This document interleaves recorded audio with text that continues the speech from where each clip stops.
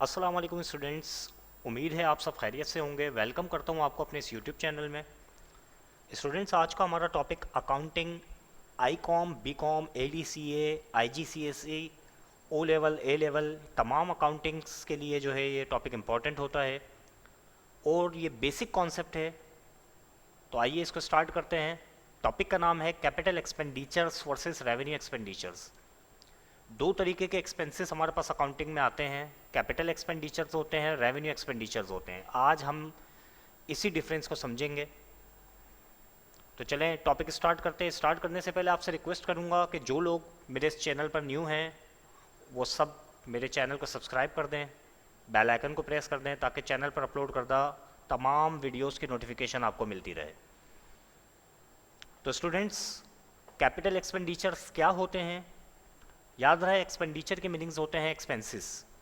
तो capital expenses यानी कि कैपिटल एक्सपेंडिचर क्या होते हैं? Those expenditure which are included in the cost of fixed assets are called capital expenditures. वो तमाम एक्सपेंडिचर जो कि किसी फिक्स्ड एसेट की कॉस्ट में इंक्लूड हों वो कहलाते हैं कैपिटल एक्सपेंडिचर्स।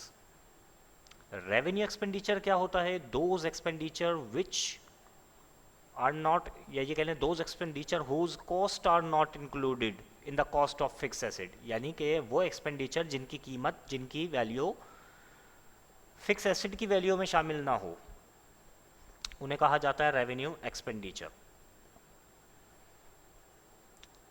इसको एक और आसान तरीके से हम समझ सकते हैं कि कैपिटल एक्सपेंडिचर अकाउंटिंग में हम उन एक्सपेंसेस को कहते हैं जिनका डायरेक्ट कनेक्शन होता है किससे? फिक्स एसेट से। यानी कि कोई भी फिक्स एसेट हम ख़रीदते हैं और उसको ख़रीदने से लेकर उसे ऑपरेट करने तक के जो एक्सपेंसेस होते हैं वो सभी कैपिटल एक्सपेंडिचर कहलाते हैं।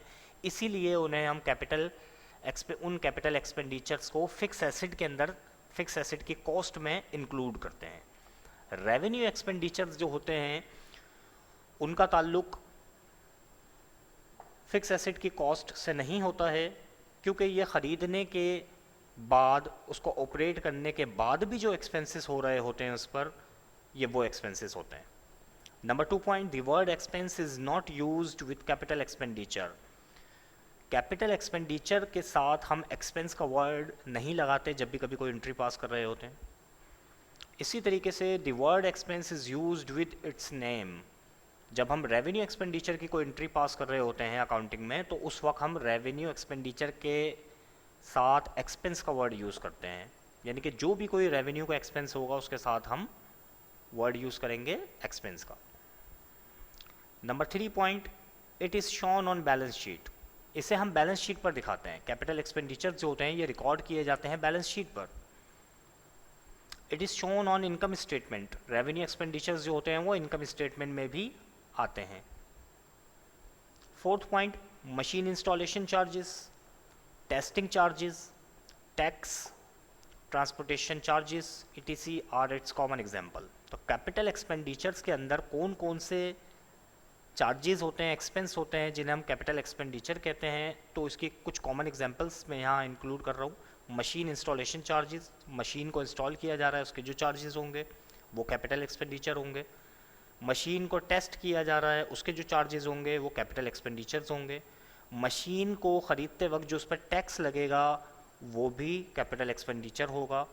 मशीन को ख़रीदने के बाद उसको अपनी फैक्ट्री तक लेकर आने के जो ट्रांसपोर्टेशन चार्जेस होंगे वो भी कैपिटल एक्सपेंडिचर्स होगा। रेवेन्यू एक्सपेंडिचर्स में रिपेयर एक्सपेंस, मशीन अगर डैमेज हो जाती है तो उसे रिपेयर करने के जो एक्सपेंस होगा वो रेवेन्यू एक्सपेंडिचर में शामिल होगा।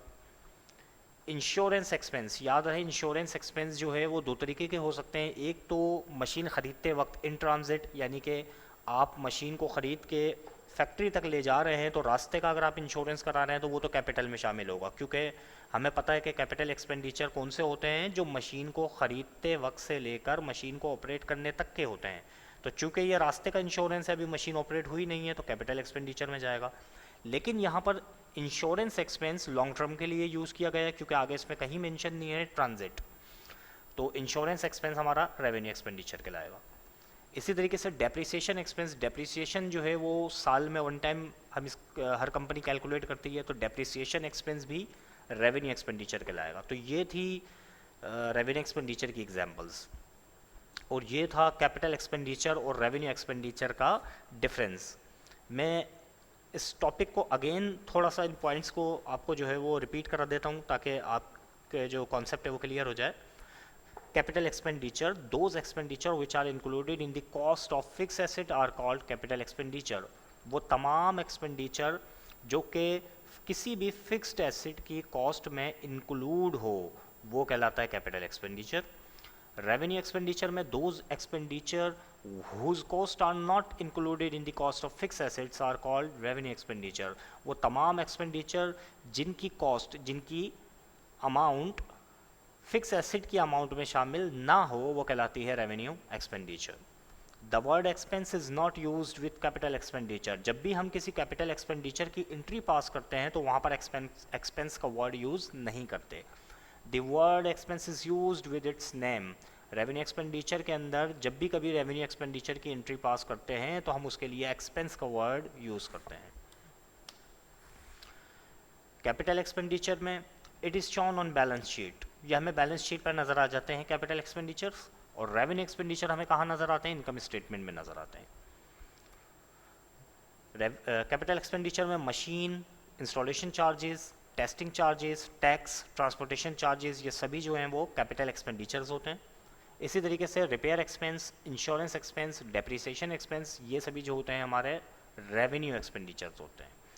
तो आई होप कि आपको ये टॉपिक जो है वो समझ आया होगा, आपका कॉन्सेप्ट क्लियर हुआ होगा। अगर आपको वीडियो पसंद आई तो वीडियो को लाइक करें, शेयर करें, चैनल को सब्सक्राइब करें और बेल आइकन को भी प्रेस करें ताकि चैनल पर अपलोड करता तमाम वीडियोस की नोटिफिकेशन आपको मिलती रहे। इसी टॉपिक को फर्दर क्लैरिफाई करने के लिए मैंने एक एक्सरसाइज बनाई है, उस एक्सरसाइज को हम सॉल्व करेंगे ताकि हमारा ये टॉपिक क्लियर हो जाए। तो आइए स्टार्ट करते हैं। और आईकॉम के अंदर ये बेसिक क्वेश्चन भी आता है बोर्ड के एग्जाम्स में, तो ये आपको अच्छा समझ में आएगा। देखिए क्वेश्चन है ST limited acquired a machine. Acquired के मीनिंग्स परचेज करना होता है। तो ST लिमिटेड कंपनी ने एक मशीन एक्वायर करी on April 1, 2004 by incurring the following expenditures on cash basis, और कैश की शक्ल में ये तमाम एक्सपेंसेस इस पर हुए। Number 1, net cash price of machine 80,000। अब हमें करना ये है कि अगर हम अपने सवाल को देखें तो इसमें रिक्वायर्ड में कहा गया है prepare separate list of capital expenditure and revenue expenditures, यानी कि इस क्वेश्चन में से हमें कैपिटल एक्सपेंडिचर्स को अलग करना है, रेवेन्यू को अलग करना है। तो मैंने यहाँ पर सॉल्यूशन के बाद कंपनी का नाम ST limited, classification of capital and revenue expenditure, और यहाँ पर कैपिटल एक्सपेंडिचर की एक हेडिंग अलग कर ली और रेवेन्यू एक्सपेंडिचर की एक हेडिंग अलग कर ली। अब हमने सिर्फ और सिर्फ यहाँ से जो कैपिटल एक्सपेंडिचर है उसे कॉपी करके यहाँ रख देना है, जो रेवेन्यू एक्सपेंडिचर है उसे कॉपी करके यहाँ रख देना है। इसी तरीके से अगर ये बोर्ड में एग्ज़ाम में आ जाता है आईकॉम के ADC के, तो आपने बिल्कुल इसी तरीके से जो कैपिटल एक्सपेंडिचर हो वो कैपिटल एक्सपेंडिचर में लिखना है, जो रेवेन्यू एक्सपेंडिचर हो वो रेवेन्यू एक्सपेंडिचर में लिखना है। आइए टॉपिक को थोड़ा और अंडरस्टैंड करते हैं। Net cash price of machine 80,000। तो बच्चों याद रखो, net cash price of machine, price of machine का मतलब मशीन ख़रीदी जा रही है। तो जब मशीन ख़रीदी जा रही है तो हमें पता है कि मशीन को ख़रीदना और मशीन को ऑपरेट करने तक के जो चार्जेस होते हैं वो कैपिटल एक्सपेंडिचर्स होते हैं। तो इसको हम यहाँ पेस्ट कर देते हैं कि ये कैपिटल एक्सपेंडिचर है। इसी तरीके से सेल्स टैक्स ऑन मशीन 10,000। तो सेल्स टैक्स जो होता है हमारा वो भी हमारा कैपिटल एक्सपेंडिचर होता है क्योंकि वो मशीन की कीमत में शामिल होता है। इसी तरीके से custom duty on machine, machine पर कस्टम ड्यूटी लगना।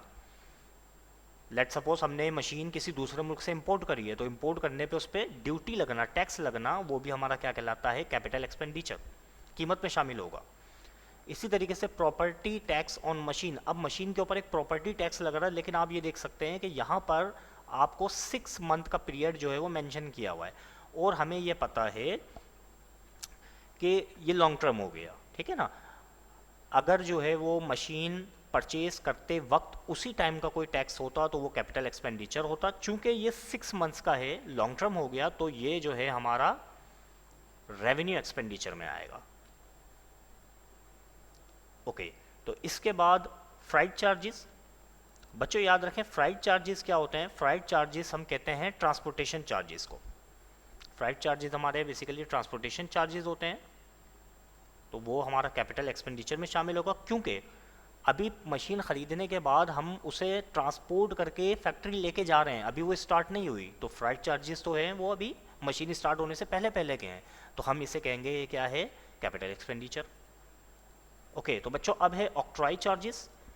बच्चों याद रखो ऑक्ट्रॉय चार्जेस क्या होते हैं, ये बेसिकली गवर्नमेंट चार्जेस होते हैं। अगर हम एक डिस्ट्रिक्ट से दूसरे डिस्ट्रिक्ट में जा रहे हैं या एक city to one city to other city जा रहे हैं, तो जो टूल टैक्स होता है वो बेसिकली हमारा ऑक्ट्रॉय चार्जेस होता है। चूँकि मशीन अभी तक फैक्ट्री पहुंची नहीं है, तो वो भी इस मशीन की कॉस्ट में शामिल करेंगे, तो कैपिटल एक्सपेंडिचर कहलाएगा।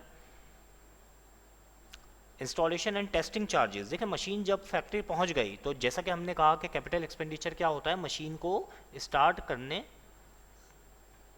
स्टार्ट करने तक के चार्जेस, ठीक है ना, मशीन को स्टार्ट करने तक के एक्सपेंसेस। तो अभी इंस्टॉलेशन हो रही है मशीन की और टेस्टिंग हो रही है, तो ये भी हमारा क्या कहलाएगा, कैपिटल एक्सपेंडिचर कहलाएगा। नेक्स्ट है professional fee to the engineer 2000।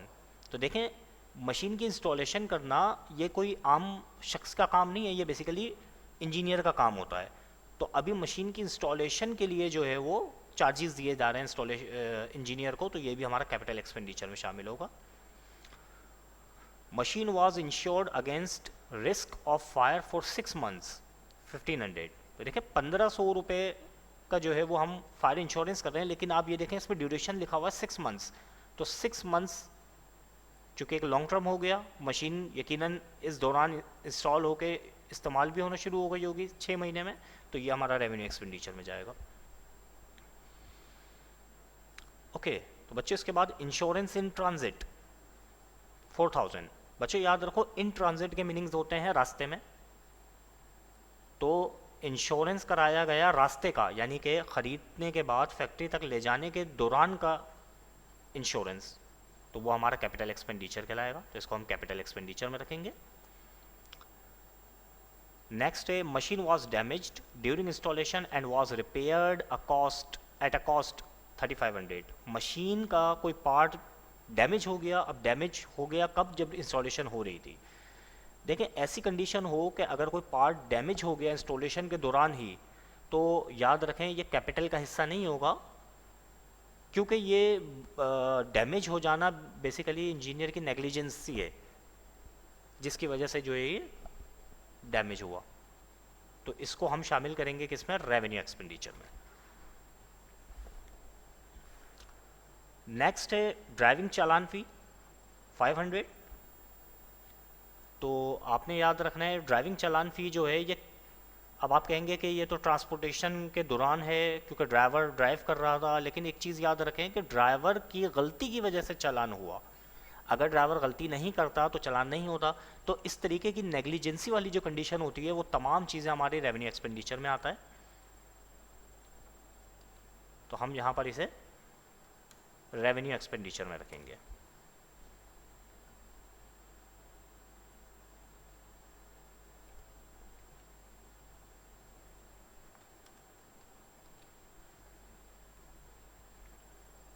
इस तरीके से बच्चों ये हमारा कैपिटल एक्सपेंडिचर और रेवेन्यू एक्सपेंडिचर अलग अलग हो गए हैं। तो ये था हमारे क्वेश्चन का आंसर। आई होप कि आपको ये कॉन्सेप्ट क्लियर हुआ होगा। उम्मीद करता हूँ कि आपको वीडियो पसंद आई होगी।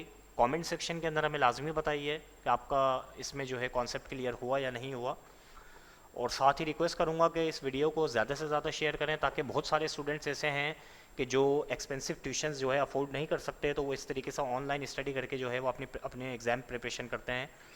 तो ये उनके लिए बहुत मुफीद होगी अगर आप इसे शेयर करेंगे। अपना बहुत ख्याल रखिएगा। अल्लाह हाफिज़।